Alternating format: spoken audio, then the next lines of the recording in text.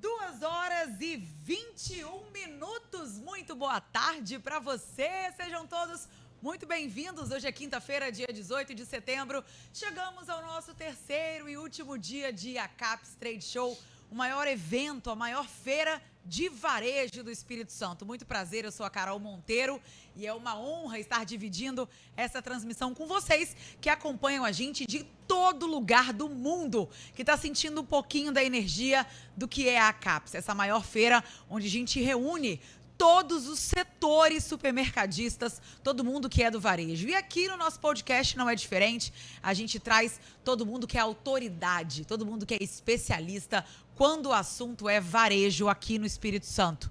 E hoje, para poder dar as boas-vindas, para abrir o nosso podcast no nosso terceiro dia, vamos falar, eu estava sentindo falta desse assunto aqui no nosso podcast, porque é sempre muito gostoso a gente falar de laticínios e derivados, o marketing e a exposição dos resultados. Até porque quem aí de casa não gosta de um bom queijo, uma boa manteiga, um bom iogurte, não é mesmo? Então, para falar com a gente sobre esse assunto, dois mais que especialistas, e que responsabilidade trazê-los aqui, viu? Dois Tiagos dividindo a mesa comigo. Tiago Mosquen, diretor executivo da Fiore, seja bem-vindo. Muito obrigado, Carol. Obrigado, pessoal. A gente está muito feliz de estar participando do podcast. A ACAPS é parceiro de muitos anos nossos e a gente está bem feliz aqui. Vamos conversar bastante hoje. Quantos anos de mercado, Thiago? A Fiore está completando 40 anos esse ano. Isso tudo já, né? Fizemos 40 anos. Tem um pouquinho de tempo na estrada. Tiago Alves, gerente executivo comercial de alimentos da Anatercop. Vamos falar de Veneza também, né, Tiago? Boa tarde, pessoal. Carol, Tiago, meu xará, né? A Veneza tem aí seus 70 anos, né? E essa responsabilidade junto com a Fiore de carregar o selo de indústria capixaba, né, xará? Exatamente. Duas indústrias de laticínios aqui do estado, que fomenta a economia do estado. Sim. Então, é uma responsabilidade estar aqui. Né? E aí eu aproveito para perguntar para ambos, né? Já vou expandir a pergunta.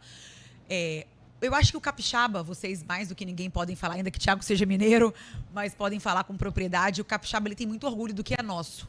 Né? E assim como todo mundo, o mineiro faz questão de ter o compromisso com a terra dele, o gaúcho, enfim. Mas o capixaba tem esse compromisso. E eu queria, na avaliação de vocês, como que vocês têm avaliado e quais têm sido as estratégias, tanto da Fiore quanto da Veneza, para poder incentivar e aumentar esse público capixaba e automaticamente aumentar o produto de vocês, aumentar esse retorno na prateleira. Carol, olha só, o capixaba realmente ele gosta muito do produto da casa, né, Thiago? Assim, a gente repara, assim, inclusive o nosso saque, é muito frequente a gente receber um contato de algum cliente que foi no supermercado e não identificou algum produto nosso. E eles falam, sente falta, né? Isso, sente falta. Então, assim, é algo que está enraizado mesmo. A gente vê outras marcas nacionais, multinacionais, tentando ter sucesso no mercado, né? Porque, obviamente, todo mundo trabalha para crescer, mas o que a Fiore e o que a Veneza, a Celita, outros parceiros de laticínios têm feito aqui, é realmente algo assim que, graças a Deus, o capixaba valoriza mesmo. E é importante valorizar, porque laticínios, né, Thiago, basicamente é um produto fresco. Por isso que ele é refrigerado, porque ele é um produto vivo ali com vários nutrientes vivos e ele precisa ficar refrigerado. Então, quanto mais pertinho de casa ele tiver, quanto mais fresco a gente consumir, melhor é. Veneza, eu sei que é de Nova Venécia, Fiore, a indústria Santa tá onde? Teresa. Aqui mais perto ainda, né? Tá para vocês pertinho. não é diferente, né, Thiago? Não é, Carol. E tem até dados que corroboram isso. Como a gente assina a Scantec, a gente tem esses dados do mercado do Sudeste e do Nordeste. Quando a gente pega Bahia, Minas, Rio e Espírito Santo, o único estado onde uma marca regional é líder de mercado é no Espírito Santo. Olha. Em todas as outras, é o que o Thiago falou, sempre tem uma multinacional por trás. Perfeito. Né? E o que o Thiago falou faz muito sentido, porque quando a gente fala de laticínio, nós estamos falando de um pequeno produtor. Um produtor de leite, no nosso caso, enquanto cooperativa, vários produtores, no caso do Thiago, né, Thiago? Direto da fazenda. Então, são pequenas famílias. Né? E quando o capixaba opta por escolher uma marca daqui, ele está contribuindo com essas pessoas, né? Ele está fomentando a economia do estado, mas ao mesmo tempo é quase que um trabalho social, né? Mexer com leite é um trabalho social, né, Xará?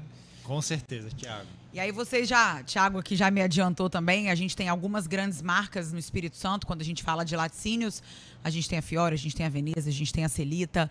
E aí eu queria te perguntar, Thiago, com essa competitividade tão grande, o que a Fiore tem feito em termos de posicionamento de marketing, em posicionamento de marca, para poder vender e se destacar na gôndola? Hoje, qual seria o produto carro-chefe da casa? Olha só, Carol, a gente entende como empresa que assim, o mais importante é a gente trabalhar aquilo que é genuíno, sabe? A nossa razão de ser.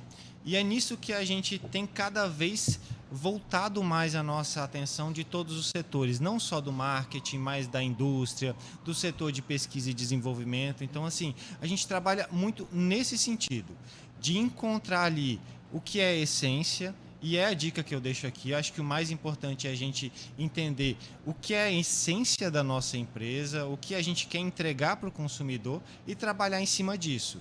Quando a gente olha para a Fiore, por exemplo, nós estamos falando de uma empresa que tem mais de 40 anos de atuação, Veneza mais de 70 anos, mas assim, que estão sempre ali na mesma atividade. A Fiore, por exemplo... A gente fala Fiore, mas é Fiore, estão vendo aí, né? É Fiore. Vamos corrigir. Mas, inclusive, até a gente mesmo descobriu há pouco tempo, tá? Porque a gente tem um hábito de puxar o E um pouco mais forte. Fiore. O O um pouco mais forte, só que Fiore é flores no plural em italiano. Sim. E Fiore é no singular. Entendi. E aí é por isso que a gente tem... É uma flor. É uma Fiore. Flor. Isso aí. E aí o que acontece? Assim, a Fiore, por exemplo, desde o começo do seu Florentino, hoje ela está na 3ª geração, é uma empresa familiar, né?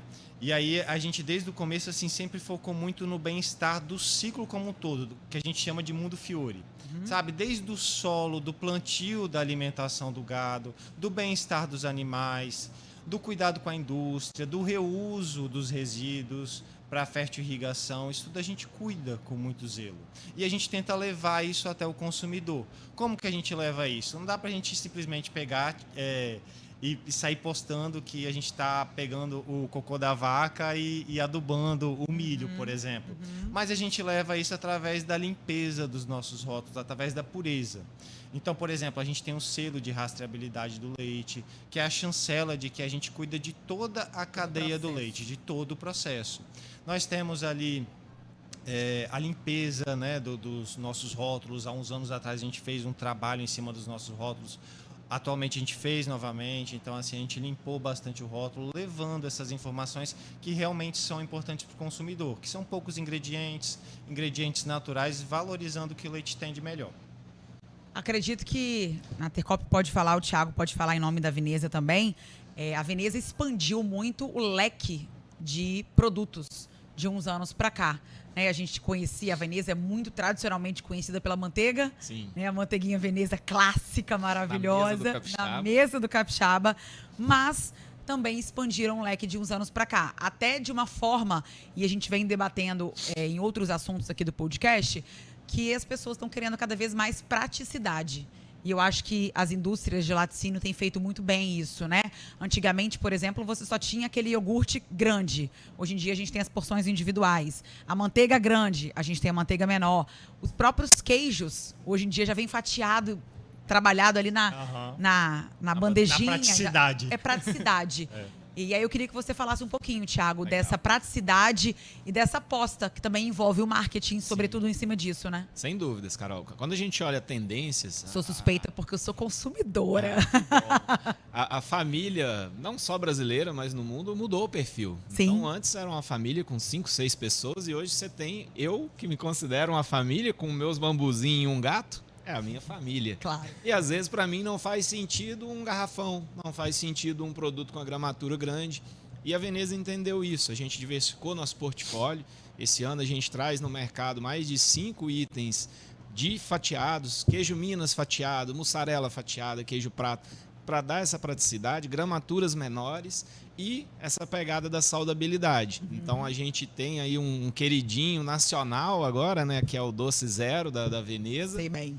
E que a gente colocou esse produto no mercado e ele esperou todas as expectativas, a ponto até da gente parar de produzir para investir novamente na planta para retomar. Então, foi um caos isso aí, tá? Me deu uma dor de cabeça isso aí, tá? É um Esse caos doce de leite, né? foi um caos no meu Instagram. É um caos bom. A gente traz também o iogurte triplo zero. Então a gente vem olhando para tendências, redução das famílias, essa questão da saudabilidade. A Fiore também trabalha isso bem, né, Xará? E a gente tem apostado nisso, além de execução. Então, acho que a palavra da vez é a gestão de categoria dentro do supermercado e a execução no supermercado. Sim. Porque se você sai da sua casa, né, Carol, para buscar o seu doce ou a sua manteiga e não encontra, é frustrante. Então, esse trabalho junto com o supermercadista, ele tem sido esse sucesso que a Veneza tem tido nos últimos anos. De exposição de marca. Então, a gente entendeu que concentrar os nossos esforços de marketing dentro do PDV, ele tem trazido sucessivos resultados para a gente. Seja numa degustação, num ponto extra, num encarte. Então, a gente tem tentado explorar isso muito com o nosso parceiro supermercadista. Perfeito. Pode falar, Thiago. Carol, inclusive eu queria até complementar, porque esse doce de leite da Veneza, a gente, todo mundo pensa que a gente é concorrente, né, Thiago? Mas na verdade a gente somos grandes parceiros, assim. A gente inclusive visitou um tempo atrás a planta, né, industrial lá da Veneza.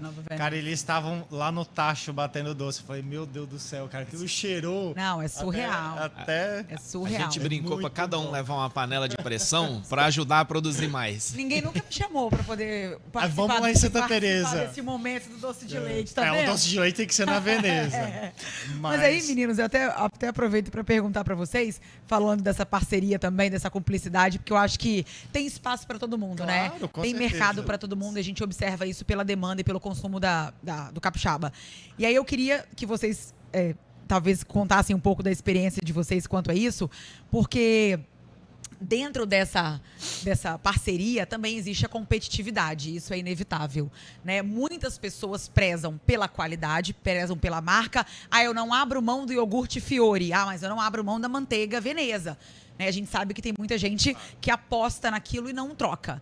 Mas a gente também precisa falar de precificação, que eu acho que hoje é talvez o item que mais gere essa competitividade. Como que vocês trabalham isso para poder manter a qualidade, né, mas trazendo um preço competitivo para o mercado, já que hoje a gente sabe que o poder de consumo está reduzido e a pessoa vai para lá comprar um produto e ela vai olhar a etiqueta? Sem dúvida.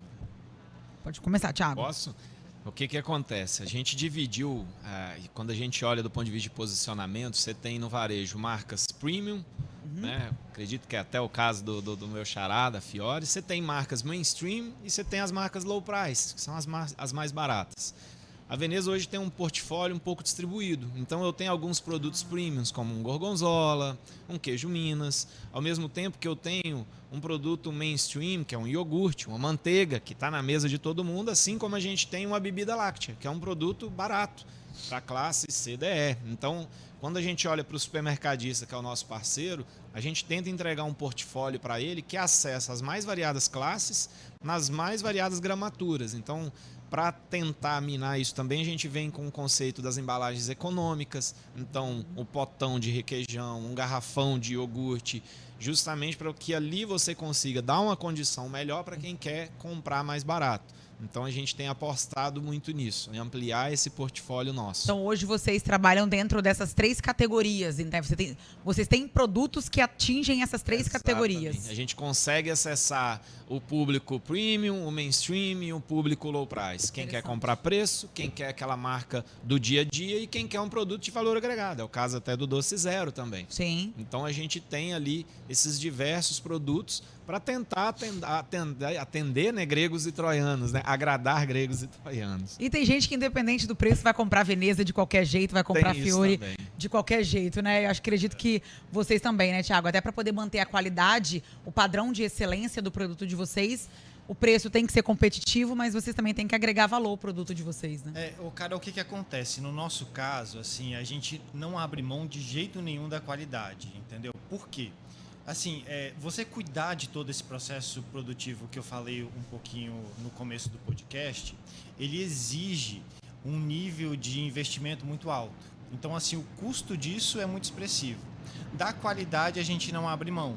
Mas a gente fez um trabalho, igual o Thiago mencionou ali, por exemplo, com fornecedores de embalagens. Então, a gente conseguiu encontrar soluções paliativas, sabe? Negociando, a gente reformulou todo o nosso portfólio de produtos há 2 anos atrás e continuamos nesse processo de reformulação. Para quê? Para que a gente, assim, tenha um portfólio com um volume expressivo de venda, e que isso vai fazer reduzir um pouquinho o custo, mas que assim a gente trabalhe esses itens, porque antes a gente tinha aquela questão assim do apego. A gente existia uns anos atrás uma coalhada de abacaxi, que a gente não queria tirar de jeito nenhum da gôndola, mas ele vendia muito pouco. Então assim, o custo dele era extremamente alto. Então, assim, a gente viu ali que não valia a pena manter. Então, nós tiramos de linha e lançamos alguns outros que puxassem um volume maior de venda, que tivesse um apelo muito forte, né? E aí o marketing precisa entrar pesado nisso, né? Porque isso é um diferencial. Quando a gente fala assim de multinacionais, por exemplo, vou comprar um iogurte natural da Fiore ou de um concorrente multinacional, algo nesse sentido. Você tem que entender ali, tipo, por mais que a tabela nutricional seja parecida, mas às vezes assim o que está ali dentro, sabe? Por trás, né? O que está por trás influencia muito no consumo de cada um. E sobre o consumo a gente entende bem, né? E aí, bacana você tocar nesse assunto, eu fujo um pouquinho do roteiro, a gente gosta, né, de bater esse papo aqui. Quando você fala do marketing, de você trabalhar produtos, estratégias para você, por exemplo, tirar um produto da prateleira, como que você faz isso de forma que você não machuque o seu cliente, porque vai doer, né? Mas ao mesmo tempo seja benéfico para a indústria. E, por exemplo, o Thiago deu um exemplo claríssimo agora do doce de leite zero, que estava uma febre, né? Caiu no gosto dos nutricionistas, dos médicos, especialistas, como uma opção saudável para poder você manter o equilíbrio ali na dieta. Porém, foi uma demanda tão alta que vocês precisaram tirar ele de cena para reestruturar a fábrica. Eu acompanhei um pouco desse processo e voltar com ele. Só que nessa lacuna foi um caos, porque o Brasil falou assim, o que está acontecendo? Cadê o doce de leite zero, né? Quando que ele vai voltar? Pelo amor de Deus. Eu brinco, eu até ouso dizer que, desculpa a expressão, mas eu falo, gente, cadê o povo cracudo do doce de leite? Porque o povo ficou louco. Tipo assim, o que está acontecendo? Que o doce de leite acabou, não vai existir mais. Como que vocês administram isso, essa cobrança de tirar um produto de prateleira ou de incluir um produto no leque de vocês de forma que o cliente se sinta acolhido, né? Ou com a ausência ou com a chegada de um novo produto? Legal. Hoje a gente olha muito para o primeiro cliente. Eu falo, a gente que é indústria, a gente tem 2 clientes, o consumidor e o supermercadista. Sim. E um depende do outro, né? E nós 3 dependemos de ambos.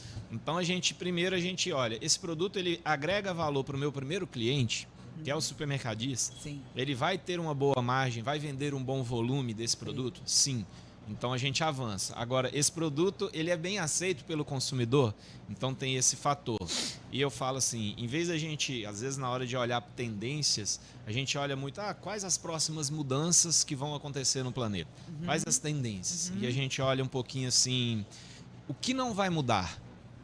E a gente entendeu o que não vai mudar um pouquinho. Por exemplo, o consumidor ele nunca vai abrir mão de um produto gostoso. Ele nunca vai abrir mão de pagar um preço competitivo. Ele nunca vai abrir mão de uma qualidade. Então, entendendo o que não vai mudar, fica mais fácil da gente acertar na hora de lançar um produto. É o caso do Doce Zero. Um produto gostoso, um preço competitivo e o consumidor caiu no gosto. Mas no momento que essa produção foi interrompida, a gente contou muito, principalmente no Espírito Santo, com o relacionamento que a gente tem com os supermercadistas. Tivemos que visitar praticamente todos, explicar o que estava acontecendo, por que esse produto está sendo interrompido bem no momento de pico dele, né? Exato. Então, o próprio supermercadista nos ajudou muito a vender isso para o consumidor. Para o consumidor até para o retorno dele depois, para ter um retorno depois. Então, a gente tentou fazer isso, fizemos um trabalho de rede social, de teaser, ele está voltando, para aguçar novamente ali o consumidor até que esse produto voltasse para o mercado. Perfeito. Thiago, no portfólio da Fiore, quais os produtos e diferenciais que vocês trazem para o mercado, né, que destacam aí nas vendas? E como a empresa tem trabalhado essa imagem, essa comunicação nesse sentido? Em que vocês apostam? Rede social, hoje em dia está muito forte. Degustação, ponto de venda. O que vocês têm feito? Carol, assim, a gente entende que é o conjunto de fatores, sabe? Não é nenhum dos fatores isolado que vai fazer a diferença. É degustação, a comunicação nas gôndolas, com o consumidor final em redes sociais, outras mídias, podcasts, televisões, né? Então, assim, de uma forma geral, é o conjunto. Mas, assim, primeiro, assim, eu volto a dizer, lá na essência, sabe? Assim, o nosso quadro funcional, sabe? Nossos colaboradores, eles precisam estar bem alinhados. A equipe do comercial, a equipe da logística que faz a entrega loja a loja. Por quê? Ele precisa entender, por exemplo, um motorista nosso, que se ele pegar uma caixa de coalhada e jogar, ela vai quebrar. Então, assim, precisa ter aquele cuidado. O cuidado na produção, o cuidado na hora da gente fazer a ordenha de leite das vacas, entende? Então, todo o conjunto faz a diferença. Não adianta você focar em um ou outro item. Você tem que trabalhar o conjunto e trabalhar bem trabalhado para estar de forma linear. Hoje, quais são os produtos top 5 da Fiori em termos de venda? Em termos de venda, assim, quando a Fiori começou em 1985, ela começou com o leite sacola, que chama barriga mole, né? O leite integral. E foi Leite saquinho. foi a primeira indústria do Espírito Santo Caramba. a invasar o leite. Antigo isso. O Carol, e o leite tinha 2 dias de validade. A gente passava vendendo, no outro dia entregando e no outro dia recolhendo o que sobrou. Entendeu? Para ter ideia, hoje o nosso leite tem um shelf life de 15 dias. Então, assim, é muito diferente de lá atrás. Ele continua no Ainda top existe de 5. saquinho? Muito. E quando a gente lançou o de garrafa, a gente imaginou que o de saquinho ia sair Fosse de sair linha. de cena. Tem Continua. de saquinho. A gente vende muito bem. Tem ele na versão integral e zero lactose. O leite A2 também, que é um leite... Adoro o leite A2. Você gosta? É, que é da vaca mais especial lá, como é que é? A Isso produção aí. mais... Eu falo que é a vaca mais especial. Meu marido Vaca fala, premium. meu marido falou assim, você paga mais caro por quê? Eu falei, porque essa vaca é especial, se ela é especial, ela tem que ter valor. É valor agregado na vaca. Na verdade, assim, é um processo natural, tá no genotipo da vaca, a genética A2A2. Nada mais é do que o seguinte, aquela vaca, ela tem uma proteína, ela produz a proteína beta-caseína A2. Sim. Que é a proteína similar ao do leite materno. Olha. E isso... Então seria um leite mais puro, poderia falar isso? Não, seria um leite de fácil digestão, dizemos assim. Entendi. Por quê? Porque é um leite que o nosso organismo reconhece. Perfeito. Porque tem muita gente que às vezes consome um produto lácteo e sente um desconforto, alguma coisa assim, já leva logo pro lactose. Eu fiz isso. Mas a lactose, na verdade, é o açúcar do leite. Nem sempre está associada a uma restrição, alguma coisa assim. Às vezes eu tô é só... aprendendo aqui. Às vezes é a proteína. Perfeito. E aí, se você Então, consome- talvez é melhor eu usar um A2 integral do que usar um zero lactose. Com certeza. Obviamente que assim, se você está tomando, né, e sente um desconforto, sente que tem a necessidade de consultar um médico, precisa ser Sim. feito um exame para identificar se tem ou não intolerância. Mas o que muitas pessoas fazem? Elas provam o leite A2, por exemplo, e elas começam a perceber que elas não têm o desconforto. Então, realmente perfeito. alguma intolerância à proteína. Perfeito. E esse leite ele é um leite de fácil digestão, que a gente acredita, inclusive, que seja o futuro do laticínios esteja também com esse leite. Além dos leites, outros produtos, iogurtes, enfim, Sim, queijo. os iogurtes naturais, a gente cada vez cresce mais. As nossas coalhadas, inclusive, agora tem lactobacilos vivos, porque era uma exigência dos nossos consumidores que a gente Atender a normalmente... demanda do mercado, né? Porque o leite fermentado, o reconhecimento do lactobacilos vivo é no leite fermentado, né? E ele acaba tendo açúcar, que é uma característica do produto. Tá. Então tem muita gente que pede, mas vamos fazer um sem açúcar. Mas aí você perde o gosto, perde a característica. Aí a gente decidiu inserir o lactobacilos vivo nas coalhadas. Inclusive é a primeira do Brasil com lactobacilos vivos. Olha aí.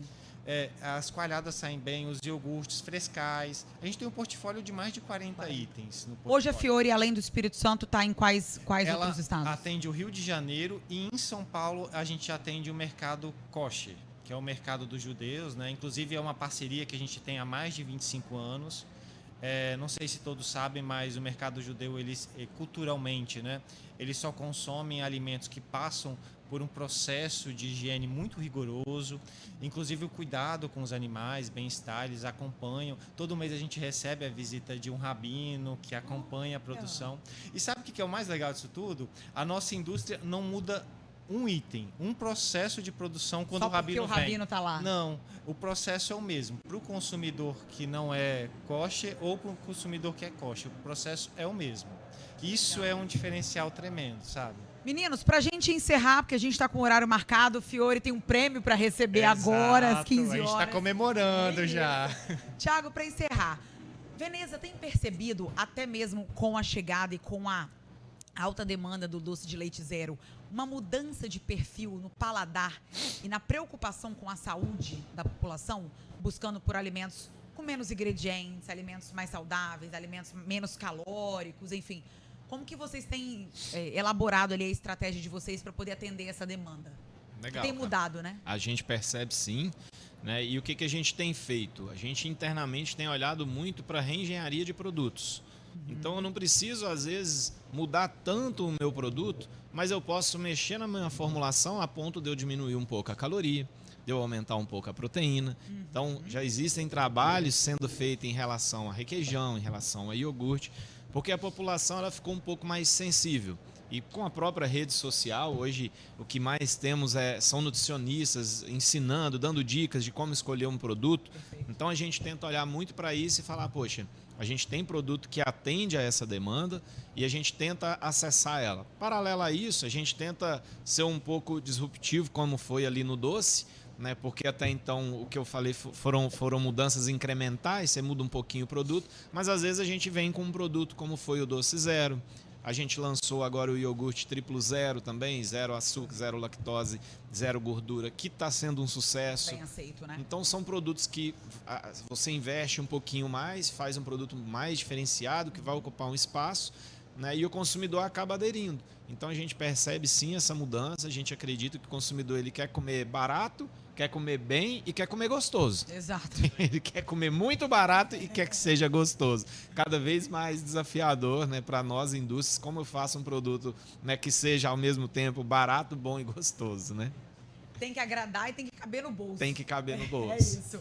Meninos, Thiago, muitíssimo obrigada. Ai, gente, que delícia. Eu adoro falar de laticínios, adoro. Sejam sempre muito bem-vindos. Fiore, parabéns pelo prêmio. Muito Vai lá obrigado. receber a premiação de vocês. Thiago, mais uma vez, muito obrigada. Obrigado, Carol. Veneza e Fiore com a gente aqui sempre participando não só do nosso podcast, mas também participando da CAPS há tantos anos. Nossa tarde só está começando para você que nos acompanha ao vivo aqui nas nossas redes sociais. Fique com a gente, é só o tempo da gente trocar os nossos entrevistados e daqui a pouquinho eu já estou de volta. Até já!